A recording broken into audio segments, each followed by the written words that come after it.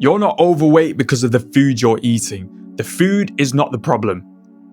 Look at you, you fat fuck. You've heard that and you're getting all excited now thinking, yes, yes, yes. I knew it. Food isn't the issue. Please tell me more. Please tell me more. I knew it. It was my genetics and my slow metabolism all along, wasn't it? The food itself is not your issue. It has nothing to do with the food. And if you don't face the real problem at hand, you will stay fat for the rest of your life. You may say you love burgers and cakes and brownies too much, but how many other people on the planet love burgers as much as you? I'll tell you now, a lot of people.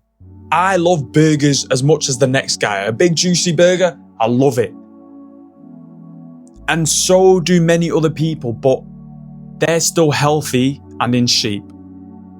So the food isn't the problem.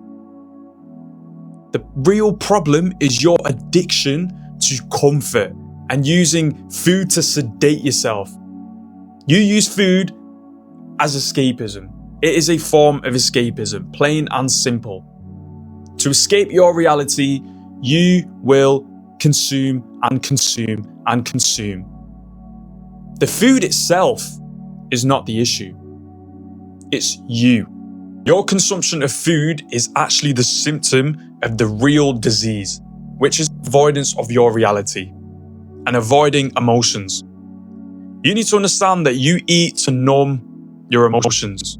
Any slight inconvenience throughout the day, any day-to-day stress, any anger that you feel, any sadness that you feel, any anxiety that you feel, you will go to what you know best, which is food. You've clung on to it for so many years. It's always been there for you in your darkest times. And you'll always choose that just to feel normal again, just to feel good about yourself again. And your definition of good here is feeling good for 10 minutes max. And then what follows after that? After you've eaten all of that food, what follows? Regret. And then it just continues down the same cycle. The same thing again and again and again. The cycle of self-sabotage repeated years on end. And it's just because you are not willing to face your emotions and face your reality. What happens over time is you attach yourself to this identity of, I'm always struggling with food. I've always struggled with food. And then to support that identity, you will continue with the same eating habits that you have right now. And it is difficult to break out. I'm not saying that this is going to be easy. I've never said that this is going to be easy. I've never said that eating disorders and junk food addictions are easy to overcome. No, they're not. I'm not saying they're easy. They're very difficult to overcome. But I know that you can do it. It is possible to overcome them. And you may be sat there right now feeling all motivated, thinking, yes, I can overcome it. But your self-image and your self-identity that you've created, you will do anything to solidify it. You will do anything to support that self-identity, because as humans, we don't want to be wrong. And you will continue with this cycle of self-sabotage just to prove that your self-identity and self-image that you've created is correct and accurate. You need to start realizing that the only way you break out of these habits is just by increasing that time gap between you feeling a certain negative emotion and then you committing the automatic behavior of pigging out and eating whatever. This gap here is what you need to increase from the negative emotion to the automatic behavior.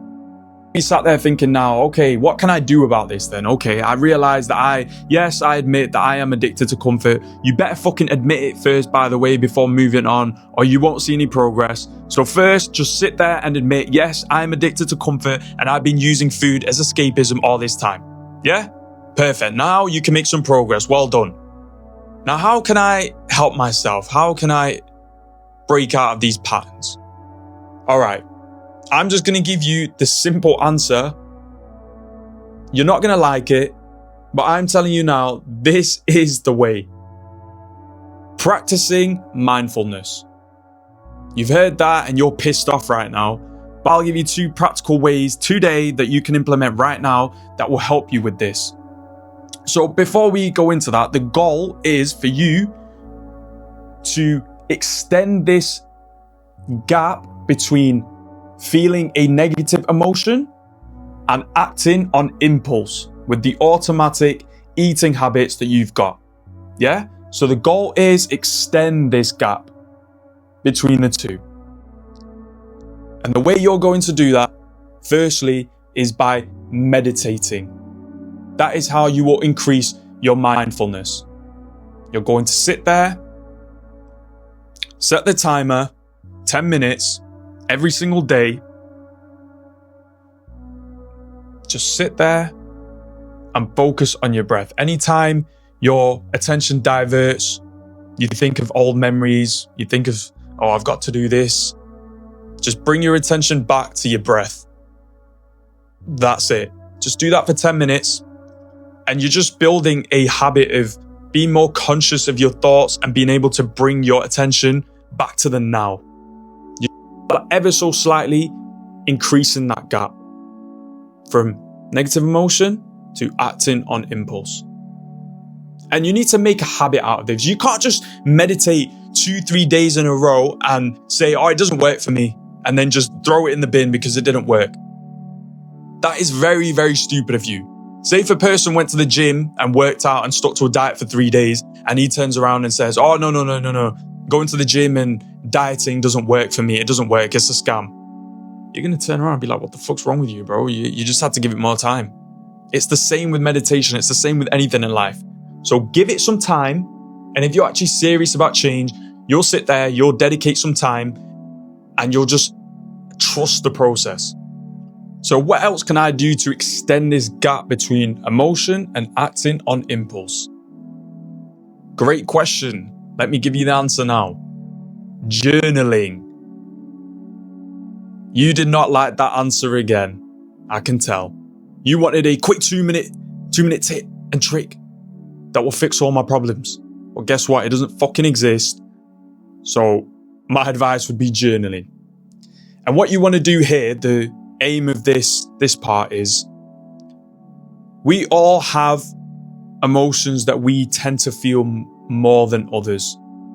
We all have a specific emotion or a handful of emotions that we consistently feel throughout the weeks, or it's a recurrent emotion that we feel. For you, it could be anxiety. For you, it could be something else. The purpose of this journaling is to figure out what those emotions are and what's triggering them. So take some time out. I would say an hour or two. I'm saying every day, maybe on the weekend, on a Sunday. Sit there and just assess the past few weeks, and just write down firstly the triggers, and then the emotion that you've been feeling because of that specific situation that's triggered that emotion. And you're just going to continue writing. And what this is going to do is it's going to make you more mindful of when that specific situation or trigger occurs again. You can be mindful of the emotion that's to follow and stop yourself from mindlessly consuming some bullshit food. Extended the gap in between the two again.